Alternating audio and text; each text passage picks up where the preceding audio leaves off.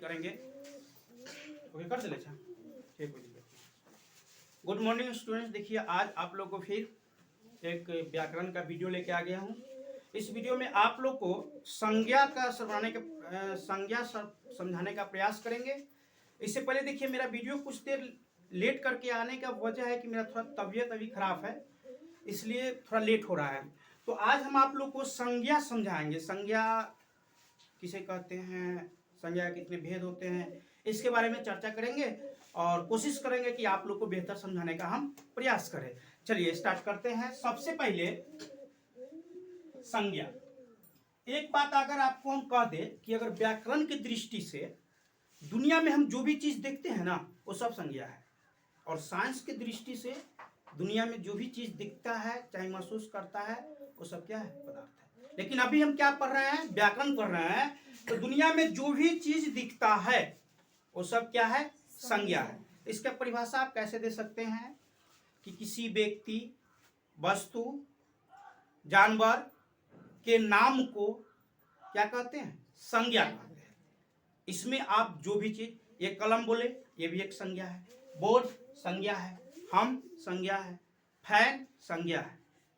Simple भाषा में दुनिया में जो भी चीज हम देखते हैं वो सब संज्ञा कहलाता है। अब इसके कई प्रकार का भेद होता है। तो संज्ञा के मुख्य रूप से 5 भागों में बांटा गया। एक में होता है जातिवाचक संज्ञा, जातिवाचक संज्ञा, और दूसरा व्यक्तिवाचक संज्ञा।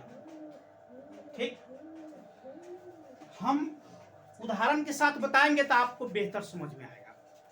इसका परिभाषा होता है कि जिससे एक ही तरह के व्यक्तियों या वस्तुओं के पूरे जाति का बोध होता है। इसे एक ही तरह के व्यक्तियों या वस्तुओं के पूरी जाति का बोध जब हो जाता है तो क्या कहलाता है, जातिवाचक संज्ञा कहलाता है। और व्यक्तिवाचक संज्ञा में किसी पूरे जाति का बोध नहीं होता है, बशर्ते सिर्फ एक का बोध होता है, चाहे किसी पर्सनल व्यक्ति का बोध होता है, उसे व्यक्तिवाचक संज्ञा कहते हैं। तो आपको परिभाषा तो परीक्षा में पूछेगा नहीं, पूछेगा सिर्फ यह कि ये कौन संज्ञा है, व्यक्तिवाचक है कि जातिवाचक है, ये हम समझाने का प्रयास करते हैं। देखिए अब इसको देहाती तरीका से कैसे समझेंगे कि मन में सोचेंगे कि पर्सनल अगर किसी भी चीज का नाम ले लिया जाता है तो होता है व्यक्तिवाचक संज्ञा। जैसे अगर हम सीता कहें तो ओनली फॉर सीता का ही बोध हुआ, किसी और लड़की का बोध हुआ नहीं।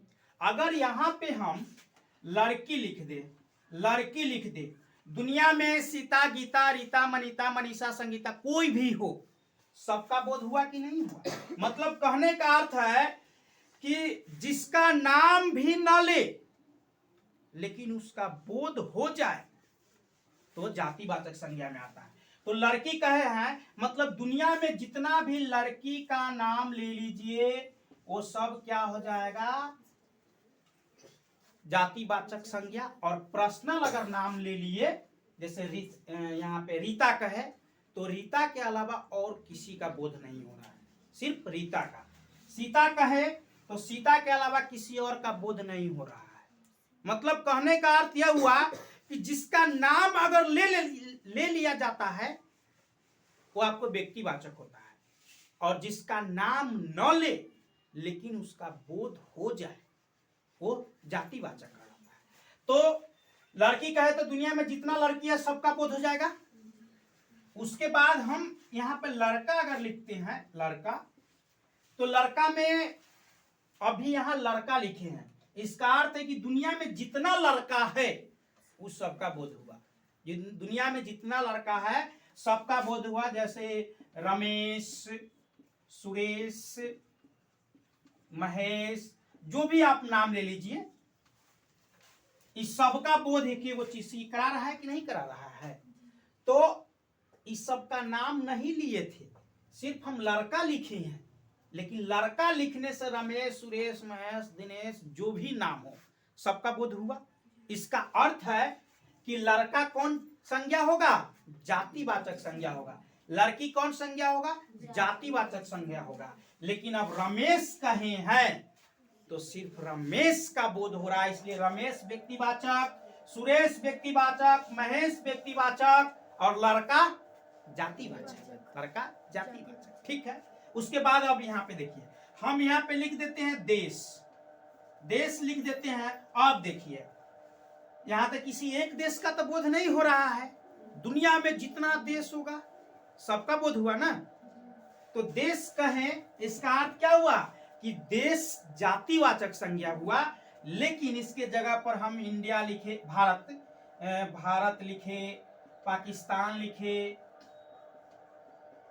या जो भी लिख दे, कोई भी देश का अगर हम नाम डाल देते हैं तो ये पर्सनल रूप से ये चीन व्यक्तिवाचक संज्ञा होगा, भारत व्यक्तिवाचक संज्ञा होगा, पाकिस्तान व्यक्तिवाचक संज्ञा होगा, भूटान व्यक्तिवाचक संज्ञा होगा, बांग्लादेश व्यक्तिवाचक संज्ञा होगा। लेकिन जैसे हम देश बोले तो दुनिया में जितना देश है सबका बोध हो गया। उसी प्रकार अगर हम यहाँ पे सिटी मतलब शहर का अगर नाम लिख दे, सीधे शहर लिख दे, तो दुनिया में तो बहुत ऐसा शहर है, सीतामढ़ी शहर है, पटना शहर है, दिल्ली शहर है, सब। यहाँ पे ये लिखे कि सीतामढ़ी शहर, तो सीतामढ़ी शहर का बोध हो रहा है, पटना शहर तो पटना शहर का बोध हो रहा है, दिल्ली शहर तो दिल्ली शहर का बोध हो रहा है। लेकिन अगर यहाँ पे हम डायरेक्ट अगर शहर लिखते हैं तो दुनिया में जितना शहर है सबका बोध हो गया। उसके बाद यहाँ पे हम राज्य लिख दिए। देखिए ना, यही सबसे तो पता चल रहा है ना कि हाँ इससे क्या राज्य लिखे, मतलब दुनिया और देश में भी राज होता है, लेकिन अभी हम फिलहाल भारत की चर्चा करेंगे। तो राज्य हम लिख दिए तो भारत में जितना राज्य है सबका बोध हो गया। बिहार हो गया, उड़ीसा हो गया, उड़ीसा और भी बहुत सारे राज्य है, उत्तर प्रदेश हो गया, मध्य प्रदेश हो गया, ये सब क्या है व्यक्तिवाचक। अगर पर्सनल रूप से अगर बिहार बोल दिए तो क्या होगा व्यक्तिवाचक, उड़ीसा बोल दिए व्यक्तिवाचक, मध्य प्रदेश बोल दिए व्यक्तिवाचक, उत्तर प्रदेश व्यक्तिवाचक। लेकिन भी राज्य कौन हो जाएगा जातिवाचक हो जाएगा। और भी बहुत ऐसे एग्जाम्पल आपके पास उपलब्ध है, जैसे मान के चले यहाँ पे हम नेता लिख देते हैं, नेता,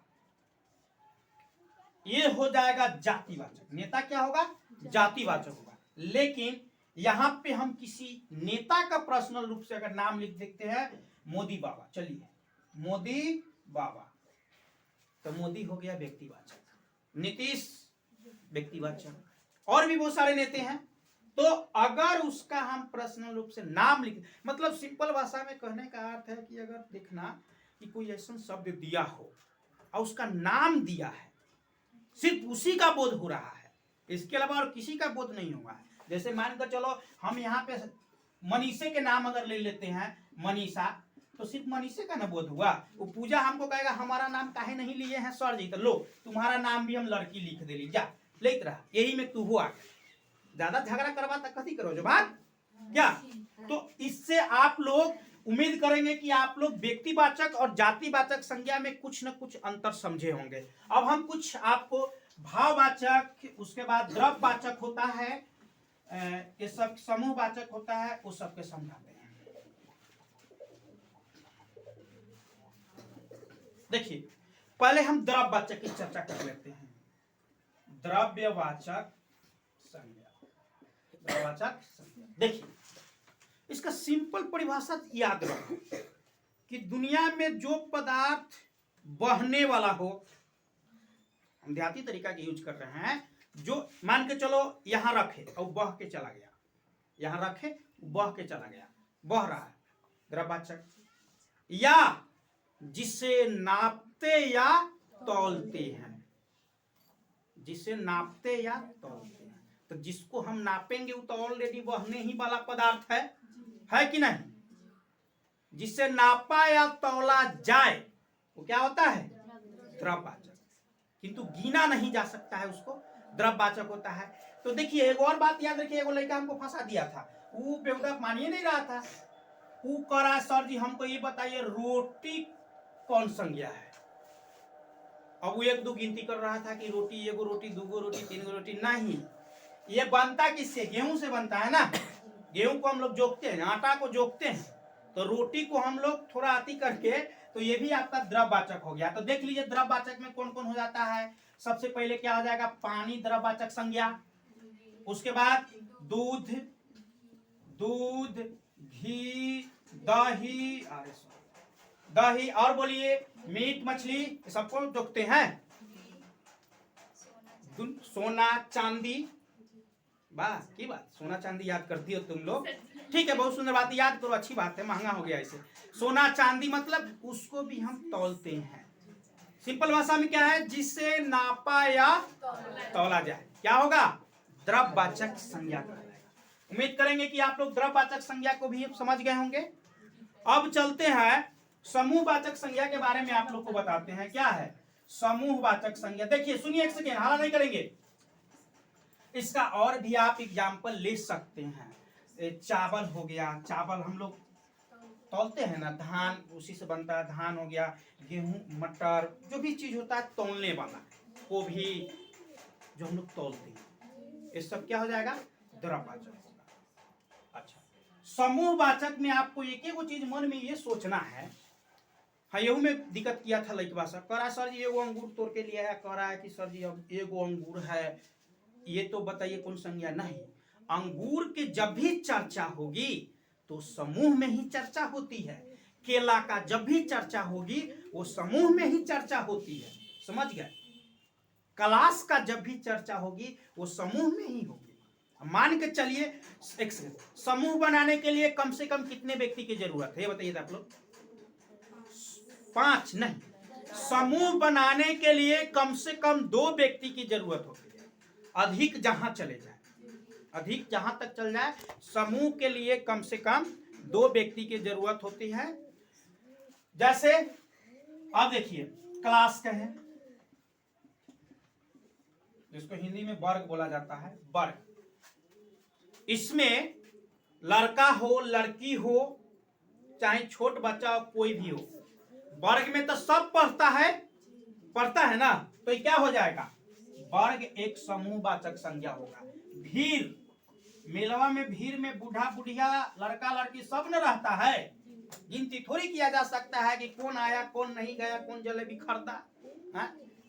जलेबी से याद आ गया, हाँ जलेबी छोड़िए, जलेबी खरीदिएगा, अच्छी बात है। भीड़, जहां भी भीड़ लगे, या मंदिर में भीड़ लगे, मस्जिद में भीड़ लगे, या कहीं भी, जब भी आपको भीड़ कहा जा रहा है वो क्या हो जाएगा, समूहवाचक संज्ञा होगा। भीड़ क्या होगा, समूहवाचक संज्ञा होगा। उसके बाद और सोचिए मन में, कुछो सोचो।